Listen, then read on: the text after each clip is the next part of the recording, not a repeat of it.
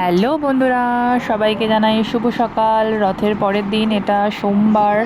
সোমবার সকালবেলাটা অসাধারণ লাগছে, দেখে নাও তোমরা। আর আমার তো খুবই ভালো লাগে বাইরের দৃশ্যটা দেখতে। আর দেখতে পাচ্ছ মেঘগুলো কীরকম পেঁজা তুলোর মতন ভেসে বেড়াচ্ছে, আমার তো ভালো লাগছে। যাই হোক, আমাকে স্নান করতে হবে, তাড়াতাড়ি করে আমি স্নানে যাচ্ছি। আর আজকে শ্বশুরমশাই যেহেতু রান্না করছে, আমি রান্নার কোনো ভিডিওই দিতে পারিনি।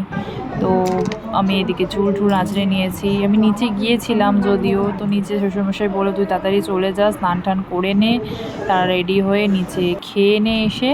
তো আমি আর লেট করিনি, আমি চান টান করে নিয়ে রেডি ফেডি হয়ে নিয়ে তাড়াতাড়ি করে আমি বেরিয়ে পড়লাম। ঘরকে টাটা বাই বাই বলে দিলাম, ঘরকে টাটা বাই বাই বলে দিয়ে আমি তাড়াতাড়ি করে চলে যাচ্ছি। এখন আমাকে খেতে যেতে হবে, আর অফিসে লেট করে ঢুকলে চলবে না, অফিসে আমাকে তাড়াতাড়ি যেতে হবে। তো আমি একটু বেরোনোর সময়, তোমরা জানো ইউজুয়ালি আমি দেখে নিই, সব কিছু চেক করে নিই যে কিছু অন অফ রইলো কি না রইলো। তো যাই হোক, আমি তাড়াতাড়ি করে নিচে যাই, ব্যাগ ট্যাগ নিয়ে। আমাকে ওষুধপত্রও নিতে হয়, তো ওষুধগুলো দেখে নিলাম আমি ভালো করে ব্যাগের মধ্যে আছে কিনা। তো নিচে গিয়ে দেখছি আমার বরমশাই চা খাওয়ার জন্য বসে রয়েছে। তো ওকেও চা দিলাম, চা টা দিয়ে আমি তাড়াতাড়ি করে খেতে বসলাম। আর খেতে দেখি নিরামিষই রান্না হয়েছে, আমাদের প্রায় 4-5 দিন ধরে নিরামিষ হচ্ছে, তো আমি যেটা একদমই খেতে পারি না। তো যাই হোক, এই সব কিছু বলে আমি তাড়াতাড়ি করে বাসে উঠলাম। আর বাস তো তোমরা জানোই ভালো মতন, যতই তুমি তাড়াতাড়ি বেরো না কেন আর যতই তুমি লেট করে বেরো না কেন, বাসের টাইমেই আসে।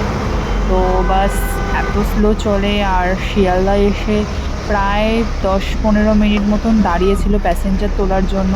তো আমার এত মাথা গরম হয়ে যায় অফিস টাইমিংয়ে, কারণ আমি তাড়াতাড়ি বেরোলেও বাস দেরি করে পৌঁছায় গিয়ে। তো আমার এত মাথা গরম হয় এই বিষয়টা। তো অবশ্যই বাসওয়ালাদের একটু দেখা দরকার সব প্যাসেঞ্জারদের মতন। যাই হোক, আমি চলে এসেছি। আর আমি কোনো অফিসের কোনো ক্লিপই দিতে পারিনি, কারণ অফিসে সবসময় একটু প্রেশারে থাকি। আজকে প্রেশারে ছিলাম রোজের মতন। তো একেবারে টিফিন খাওয়ার সময় তোমাদের সঙ্গে দেখা হচ্ছে। তো টিফিন খেতে খেতে আমি একটু এদিক ওদিক চেক করছিলাম কোনো কাজ আছে কি না, পেন্ডিং রয়েছে কি না। আর খেতে খেতে আমার রুটি আলুর দমটা একটু ঝাল লেগেছিলো, কারণ আলুর দমটা আমিই করেছি, আর একটু ঝাল ঝাল লাগছিলো। তো যাই হোক, কিছু না করে খেতে হলো।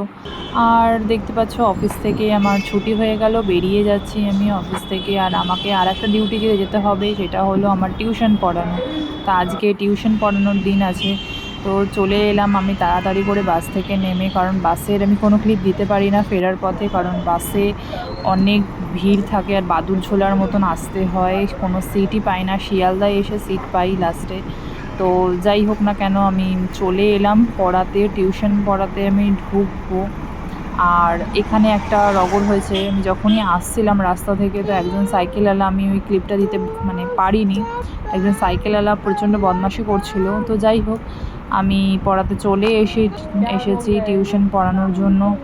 আর টিউশন পড়াতে ওই রোজই একই ঝামেলা। এই বাচ্চাটা আবারও পড়াশোনা করেনি বলতে ম্যাথের হোমওয়ার্ক দিয়েছিল, ও কিছু বুঝতে পারেনি, তাই জন্য ও হোমওয়ার্ক করেনি। আর আমার মাথাটা গরম হয়ে গেছে, কারণ স্বাভাবিক একটা টিউশন পড়ানোর জন্য আমি আমি সত্যিই আগে অনেক টিউশন পড়াতাম, আর এখন আমি পেরে উঠি না, কাজের জন্য অনেক টিউশন আমি ছেড়ে দিয়েছি।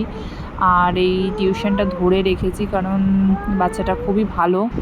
তো যাই হোক, আমার অনেক পরিশ্রম করার পরে আমি বাড়ি ফিরে এসেছি লাস্টে। দেখতেই পাচ্ছ আমার নিয়ে ঘেঁচে একদম অবস্থা খারাপ হয়ে গেছে।